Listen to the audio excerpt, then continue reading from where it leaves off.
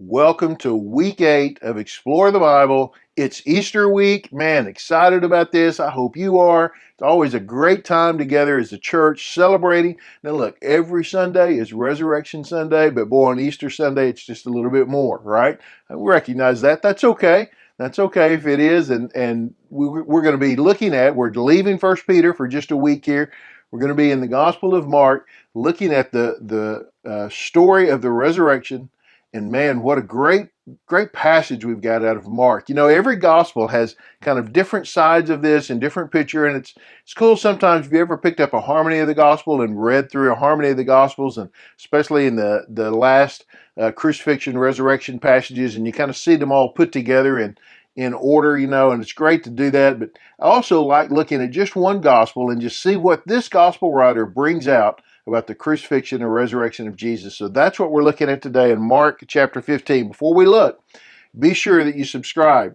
Hit the like button, thumbs up button. If you've got a comment, if you've got a question, if you've got something, just tell us where you're watching from. Share the video with somebody else. If you want to support our ministry and teaching and missions, go to give.exposedtochrist.com. Okay, here we go, Mark 15. When it was noon, darkness came over the whole land until 3 in the afternoon. And at 3, Jesus cried out with a loud voice, Eloi, Eloi, lama sabachthani. Do your pronunciation, however you do it, which is translated, my God, why have you abandoned me or forsaken me? Okay, now what do I always say? You need to read the whole chapter, read the whole story, read chapter 15 and 16. It's not going to take you a lot of time, but read through them. And obviously, when we pick up the story here, Jesus is on the cross. He's already been crucified. He's hanging on the cross, and a lot of stuff has happened, right? So we're kind of near the end of this time, right? And then we have darkness for 3 hours, right? At noon until 3, right? And then at the end of that, Jesus says this phrase that's Aramaic, but it's translated, my God, why have you abandoned me? Now I'm just going to tell you, here's what I think about that statement, what I've always kind of thought is happening on the spiritual side of things, right? The supernatural side of things, because this is kind of reporting, here's what's happening physically, here's what we're seeing, here's what we're hearing, but here's what I think is happening on the supernatural side. I think that God is reaching back in the past and reaching forward to the end of time, and he takes for all eternity in his hands, he loads up the sins that have been committed from Adam and Eve all the way till us and in the future. And he grabs all of those sins and he lays them on Jesus. And he turns because he can't look at Jesus and all the sin that's on him, and it's darkness. And Jesus says, why have you forsaken me? Which is not a question that he doesn't understand.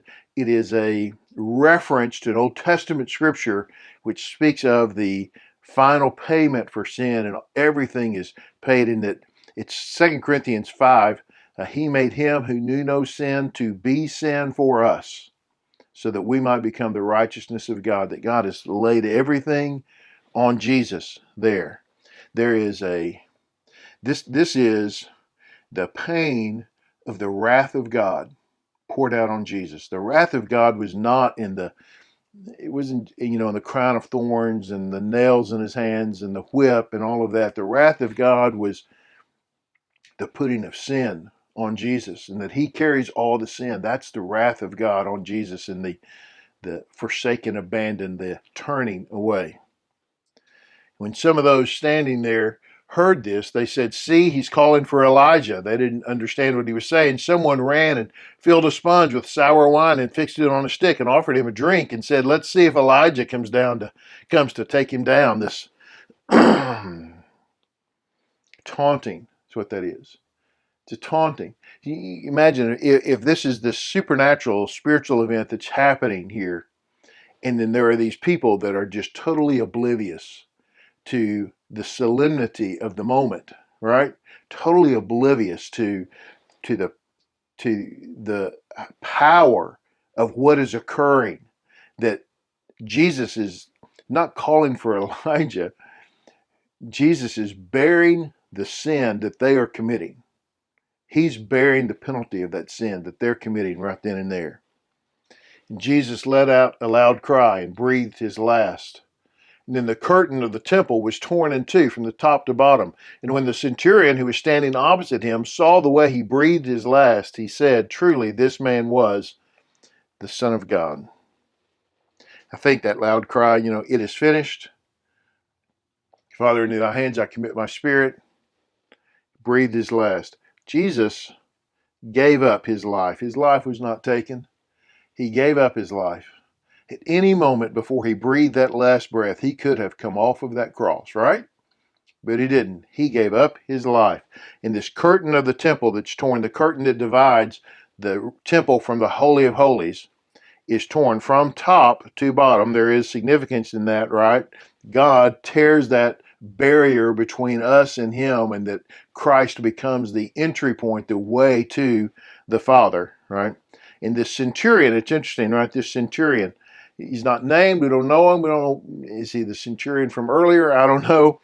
But someone who watched all of this happen, right?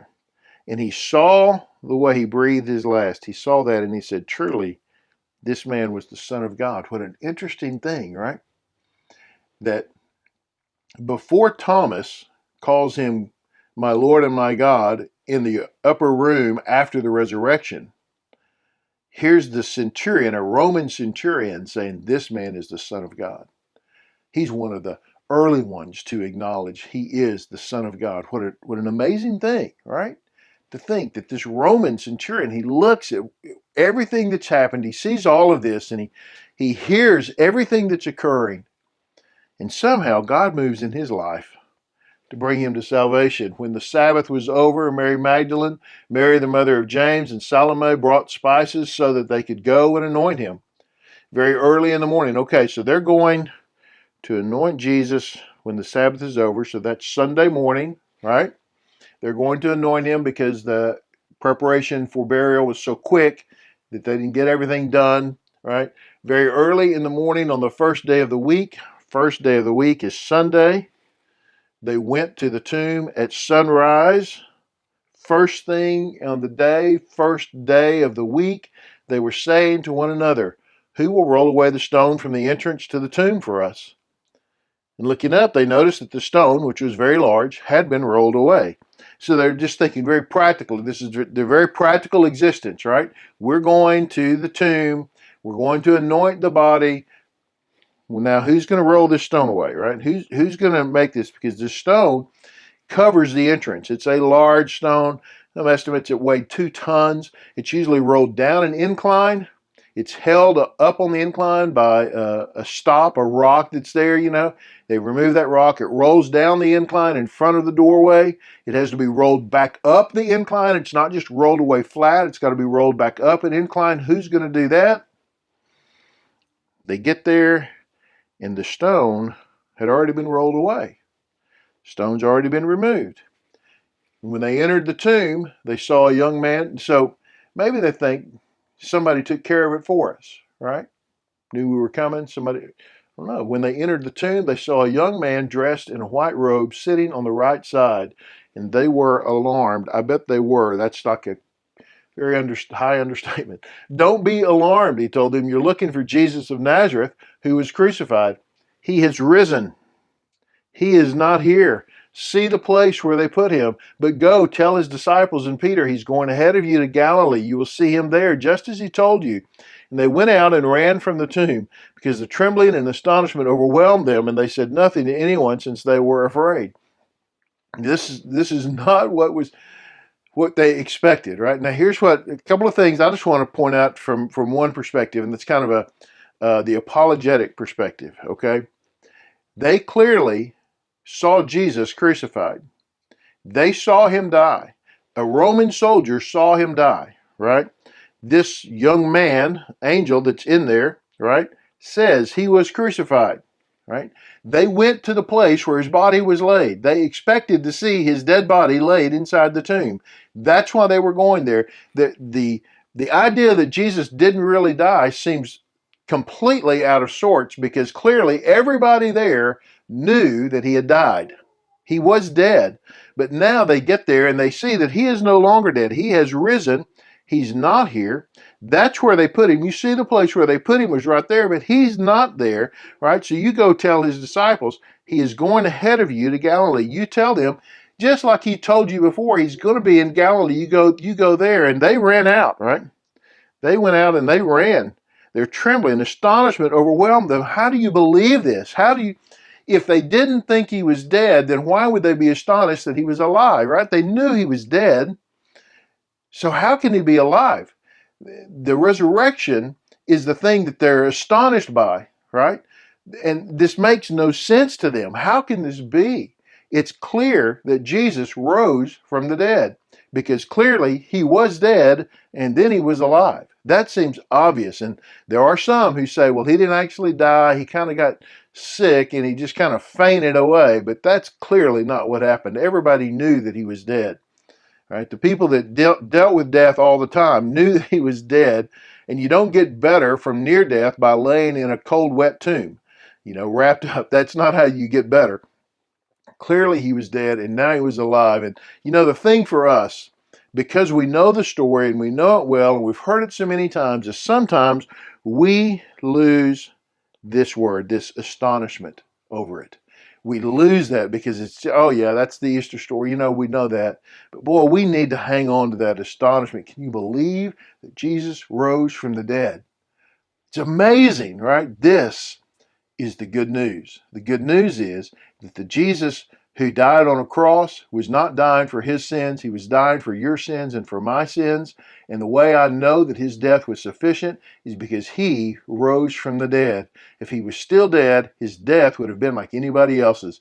But it wasn't, because he rose from the dead. So his death is sufficient, and his life is proven that he can give me life because he has life. He rose from the dead. He'll raise us from the dead too. Great story, man. I hope you have a great Easter. God bless you for that. Hope you this helps you as you study. And thanks for teaching.